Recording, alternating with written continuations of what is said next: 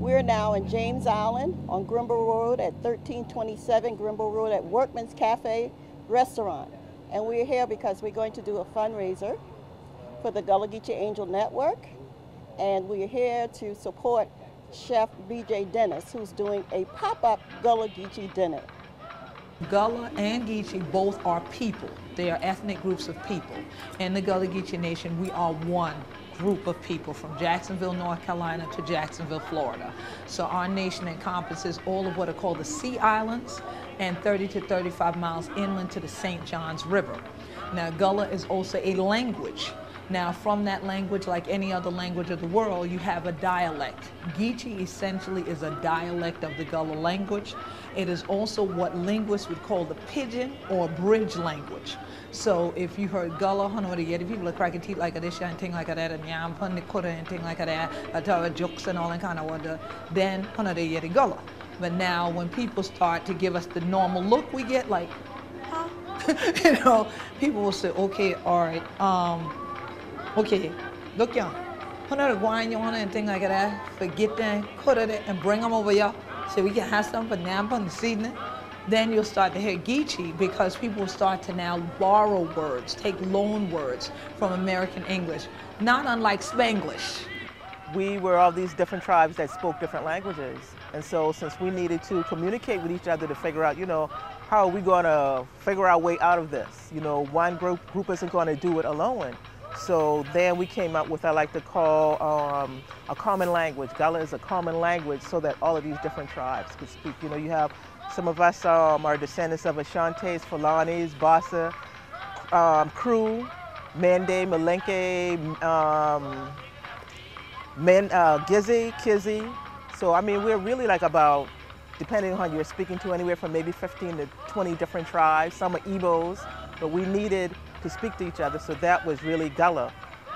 That's the language that we came up with. And like I said, between the Middle Passages and being on the Sea Islands, that's when we kind of created this new culture.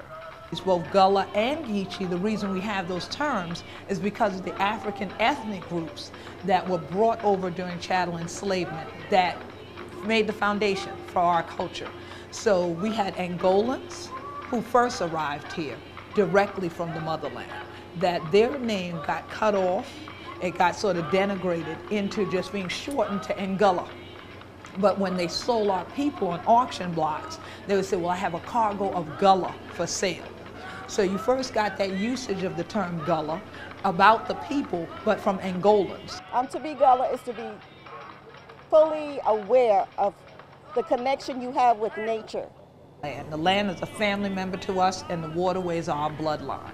So that has to do with every living element of it. So including the herbs and the bushes that grow, we do use them. We use them more to sustain your health than we use them to have to heal. You know, we still go to the water, fishing, shrimping. You know, we still hunt. In fact, I am just finishing up some deer meat. You know, so that type of thing, you know, so it's being self-sufficient from the land and the water.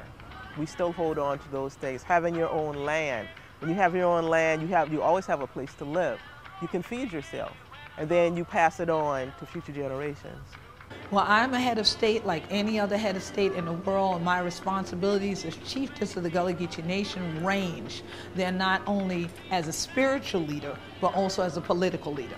So on one evening, I might have an opportunity to sit and really engage with other Gullah Geechees and just relax and enjoy myself and celebration. But most of the time, I have to travel a great deal. I have to go to other countries of the world and negotiate with these countries, talk about cultural preservation and continuation, talk about human rights.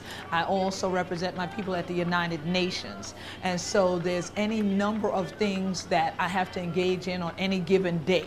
I would say the difference between Gullah food and a lot of soul food is that we being from the coast, seafood's big in our diet.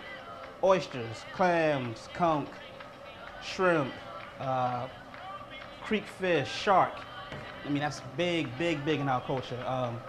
So I would say, yeah, shrimp and grits, anything seafood. But like I said, there's a lot of food ways that's been lost. Like that we're trying to bring back traditions of, you know, taking shrimp heads and drying the shrimp heads out. This was done when my grandfather was young. They would take the shrimp heads and put them in the attic of the house, and it was so hot in the summer they would just dry out. So in the wintertime, his mother would take it with a mortar and pestle, which is traditional West African thing, and pound it out to a powder, and you throw it into your broth. So you get this really aromatic shrimp flavor. You find in the churches they have a familiar clap. It's different rhythms at different times. And so it's a clap that gives us, it goes like this.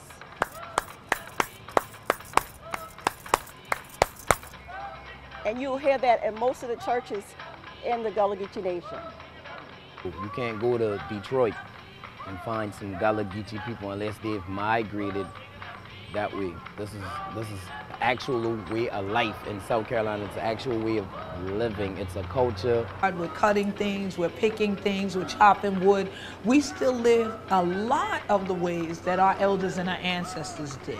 You know, we have the modern amenities, we got electricity, we got air conditioning, all that. But if it goes off, we still know how to survive.